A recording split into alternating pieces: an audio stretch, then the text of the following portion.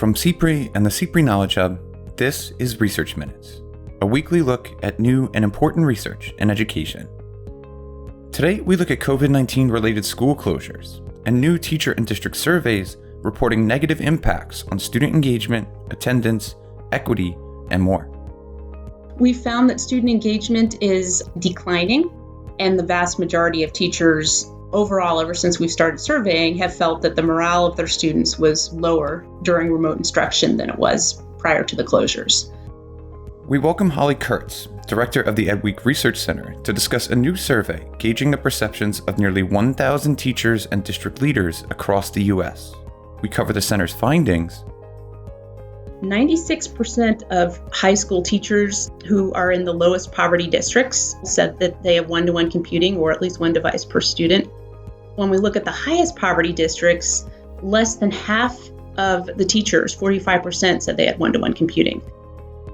And some important implications for policy and practice as we move toward the fall. We asked what scenarios district leaders had planned for. 26% said they had not planned for any scenarios at all. So hopefully, if we ask this question again, that will have changed as we get closer to the new school year. That's right now on Research Minutes.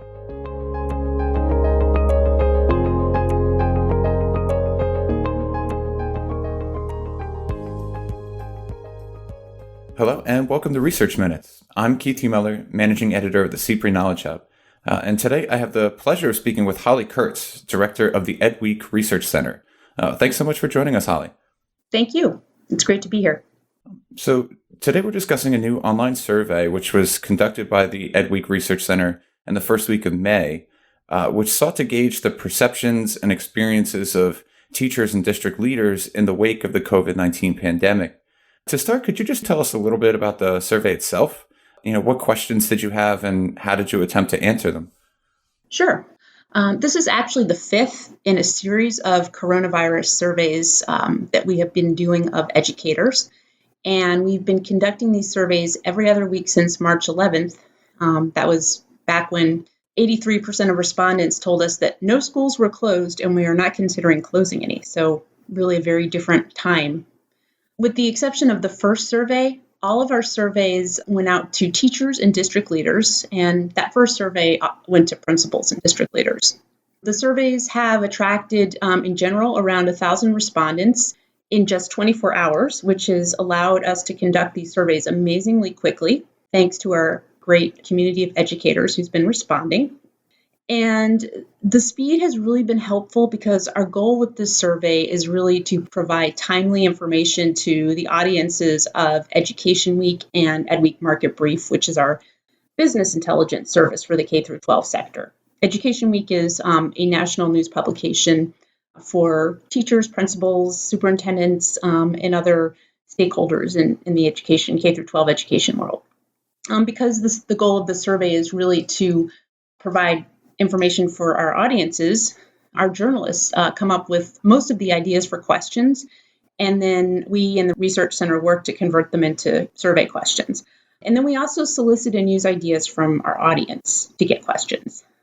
So this makes us a little bit unusual in terms of research and being a research organization. We also have a very strong mission and history of serving our journalists. So, for example, we were founded to conduct the analysis behind quality counts, which is our longstanding report rating the states on school finance and student achievement, and we still do that. So at the time that we started this series of surveys, our goal was really just to get a grasp on what was going on with this really fast-moving story.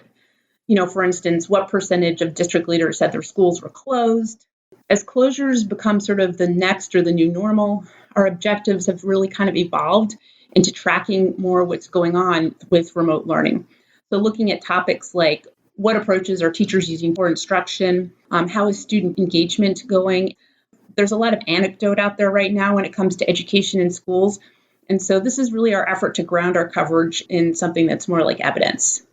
So just to give you a really brief basic overview of the methodology behind our surveys, all of our surveys, coronavirus surveys, have been administered online, and they've been administered to a nationally representative sample of educators. We invite the educators to take the survey via email and guide them to our website where they take the survey, either on mobile or on their computers. And the most recent survey, which we'll be talking about today for the most part, was administered May 6th and 7th of 2020. And we had a total of 908 educators who responded.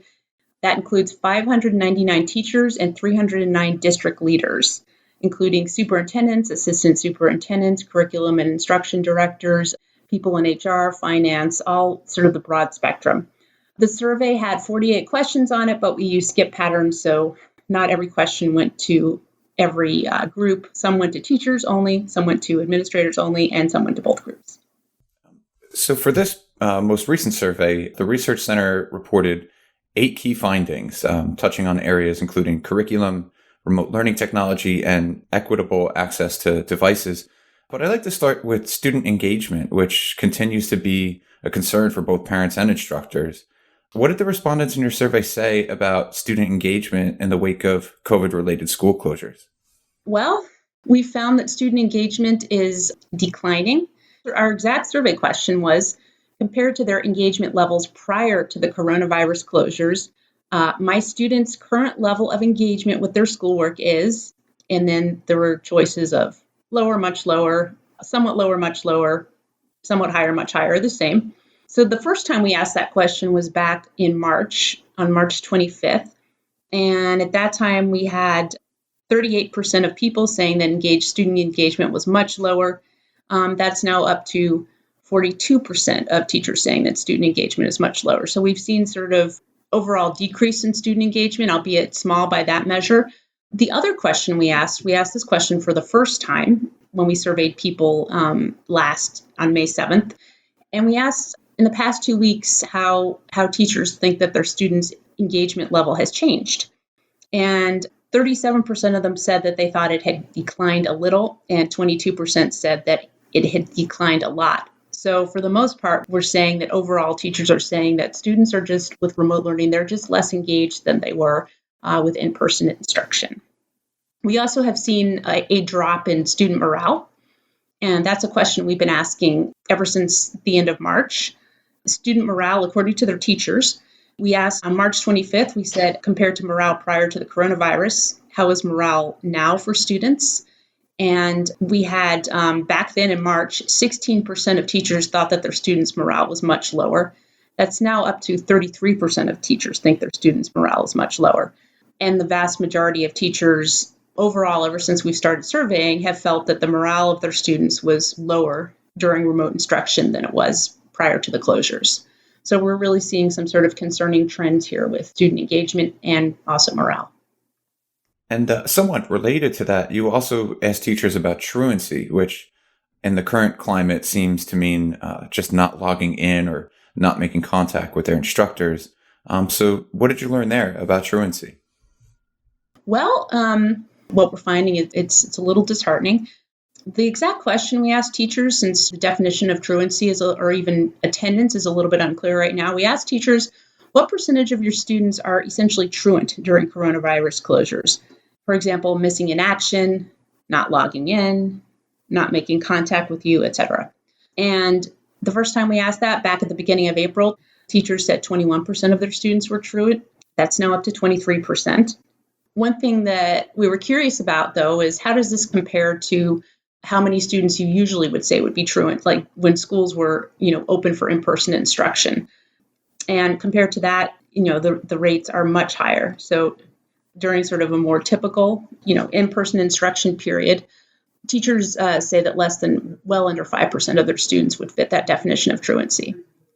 We do see some differences in terms of teachers saying their students are truant. We do see some differences in terms of grade level, as you might expect, although not as stark as you might think. So last time we asked this question, what percentage of your students are truant? Elementary teachers said 19% of their students were truant, as compared to 27% at the high school level. So older students are more likely to be missing in action, which is also the case with absences when school is, in session in person. We also saw some really stark differences by the poverty rate of the district. When we look at the lowest poverty districts, and those would be districts where a quarter or less of the students are living in poverty, 11% of the students are truant.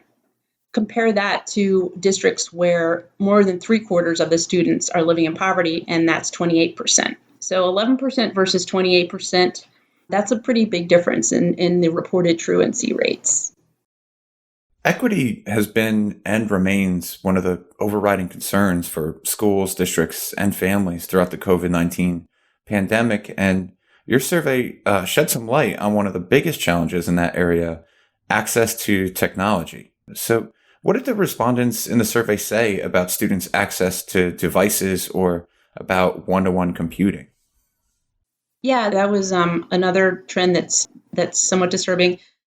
So we asked teachers if their schools have a device, at least one device for every student. And 72% of the teachers at the lowest poverty districts said yes, as compared to 44% in the highest poverty districts. And those would be the districts where more than 3/4 of the students live in poverty.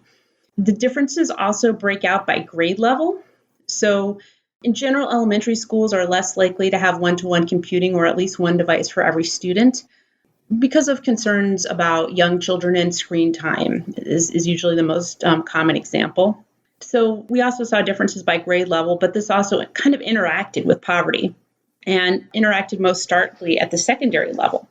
So 96% of high school teachers who are in the lowest poverty districts said they have one-to-one computing or at least one device per student.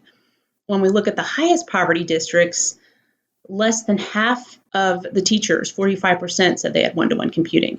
So pretty much 100% of those low poverty districts are giving their high school students one device per student, compared to less than half of those super high poverty districts.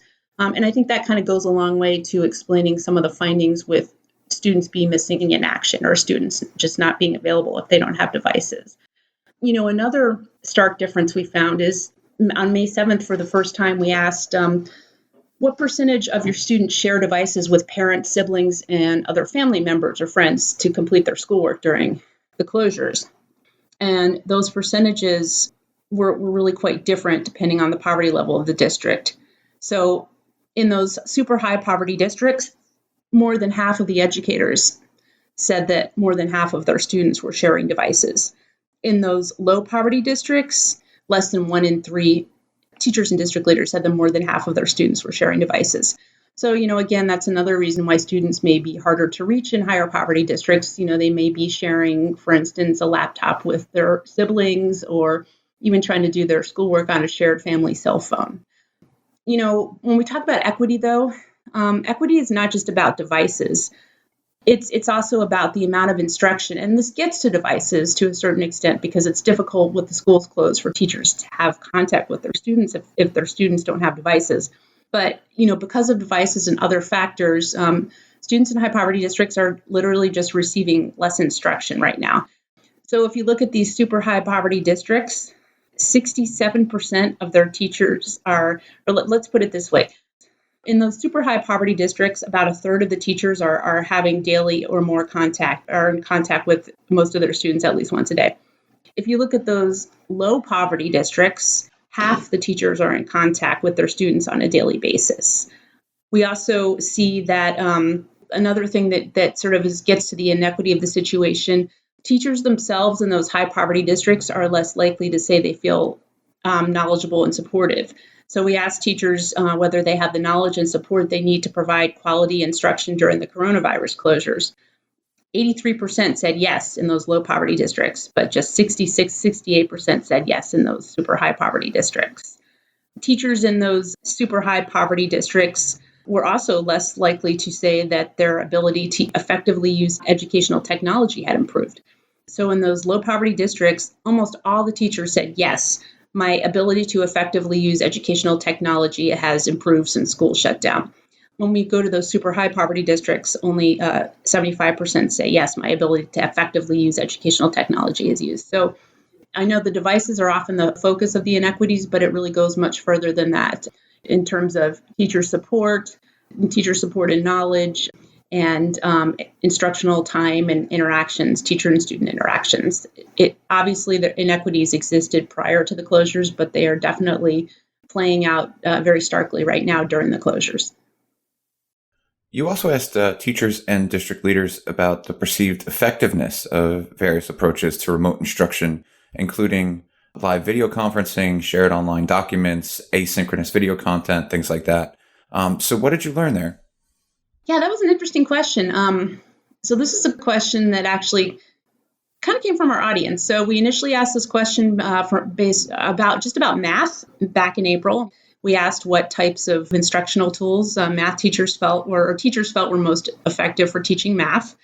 And as you said, video conferencing was the top tool. And then we got an audience question saying, well, what about other subjects? And so this last survey we asked about English language arts, and then someone else mentioned in response to the survey, well, what about social studies and science? So stay tuned, that might be in a future survey.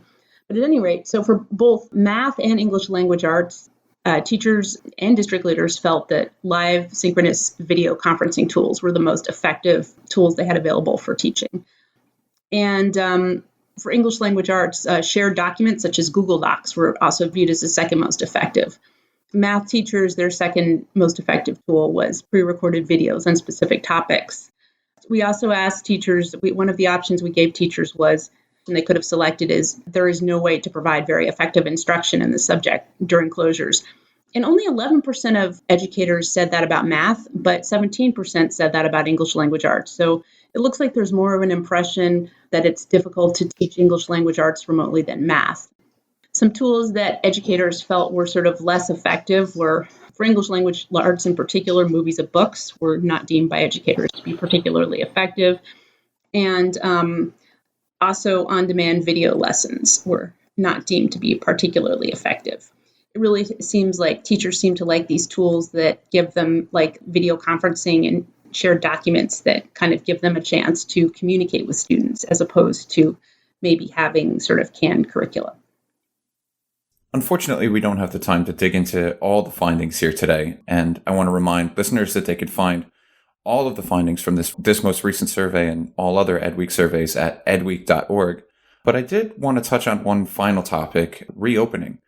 You asked district leaders if and how they are now planning for the 2020-2021 school year, and I'm sure many of us are curious as to their thinking.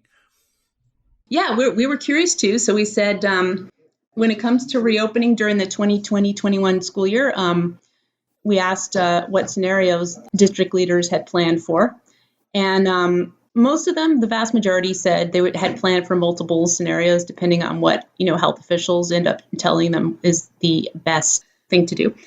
But we also had a pretty significant minority, so 26% said they had not planned for any scenarios at all. So hopefully, if we ask this question again, that will have changed as we get further on, or as we get closer to the new school year starting.